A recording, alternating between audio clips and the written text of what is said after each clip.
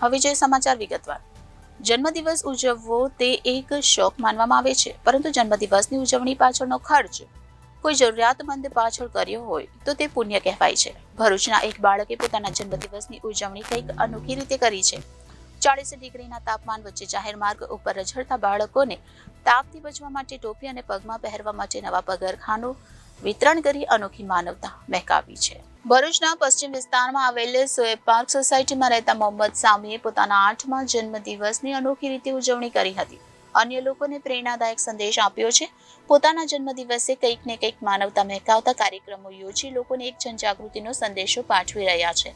મોહમ્મદ સામીએ પોતાના 7મા જન્મદિવસે કોરોના કાળ હોવાના કારણે 1000થી વધુ માસ્કનું વિતરણ કરી માનવતા મહેકાવી હતી અને હાલ એટલે કે 8મા જન્મદિવસે પણ માનવતાનું ઉદાહરણ પૂરું પાડતું કામ કર્યું છે. પોતાના જન્મદિવસે કેક કટિંગ સહિતનો થતો ખર્ચ બચાવી તે જ રૂપિયામાંથી તાજેતરમાં ચાલી રહેલી ઉનાળાની કાળઝાળ ગરમી અને તે પણ 40 ડિગ્રીના તાપમાનથી જરૂરિયાતમંદ બાળકોને રાહત થાય અને તાપમાં ઘરની બહાર નીકળી શકે તે માટે નવા પગરખાં અને માથે ટોપી પહેરી શકે તેવી સામગ્રીઓની ખરીદી કરી ભરૂચ શહેરના વિવિધ વિસ્તારોમાં પહોંચી આવા બાળકોને શોધી પગરખાં અને ટોપીનું વિતરણ કરી પોતાના જન્મદિવસે અનોખી માનવતા મહેકાવી. અન્ય વાલીઓ પણ પોતાના બાળકોના જન્મદિવસે માનવતાનું કામ કરે તેવો સંદેશો પાઠવી રહ્યા છે. મારું નામ મોહમ્મદ સામી છે.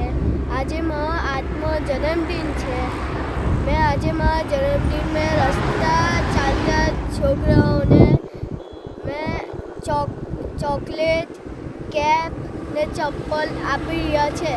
મેં એવું ચાહું કે તમે બી તમારા જન્મદિનમાં ચોકલેટ ને ચપ્પલ, કેપ આવું છોકરાઓને વેચો. Thank you. Reporter Viral Gohil, Janadesh news, Bharuch.